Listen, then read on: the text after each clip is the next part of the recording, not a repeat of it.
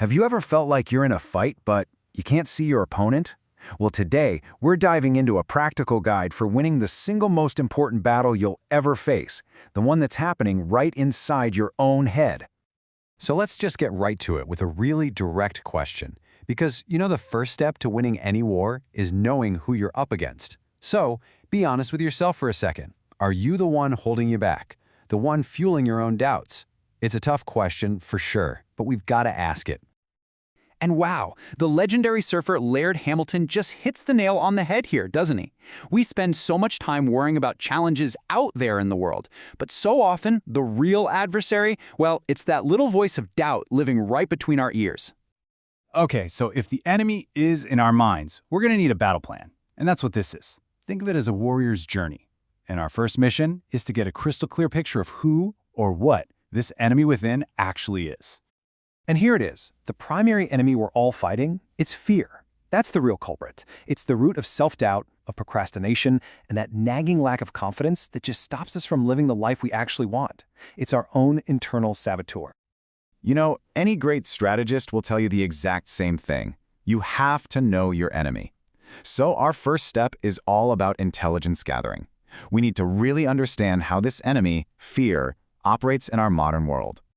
And the author, Darius Foroux, he basically describes this enemy as a two-headed beast. You've got fear, and then its direct result, a lack of confidence. These two are the biggest roadblocks that stop us from truly living life on our own terms. Now this is where it gets really fascinating. Think of our brains as running on some really old-school software. Ancient fear was super useful, right? It stopped you from getting eaten by a saber-toothed tiger. But modern fear? It's usually a false alarm. Your brain literally can't tell the difference between that tiger and the danger of, say, giving a presentation at work. It triggers the same panic response for a psychological risk. And that brings us right back to the master strategist himself, Sun Tzu. By understanding that our modern fear is often just a faulty signal from our ancient brain, we've already done half the work. We know the enemy. Now, let's figure out our winning strategy.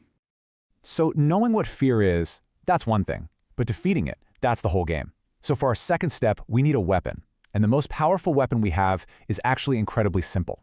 The antidote to fear is action. This sounds almost too easy, doesn't it? But really think about it. Fear loves it when we hesitate, when we overthink things. That's when it gets strong. But the second you take even one small step, boom, you cut off its power supply.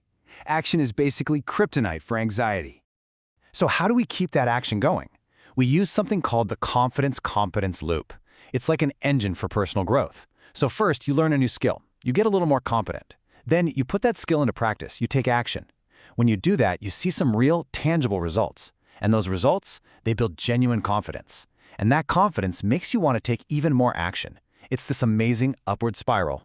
Now, a huge part of taking effective action is knowing where not to fight. Trying to control the economy or the traffic or what someone else thinks about you, it's a complete waste of energy. You might as well be yelling at a hurricane.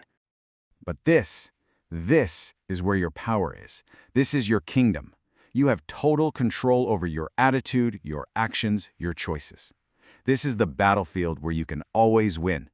When you focus your energy right here, you stop being a victim of your circumstances and start being the creator of your life. And that brings us to the final piece of the puzzle. We know the enemy and we have our strategy, but for any warrior to keep fighting day after day, they need something bigger. They need a why. They need a purpose. This is the reason we fight in the first place. Who could say it better than Viktor Frankl, a psychiatrist who survived the Holocaust? He saw firsthand that the people who made it through the most unimaginable horrors were the ones who held on to a sense of purpose.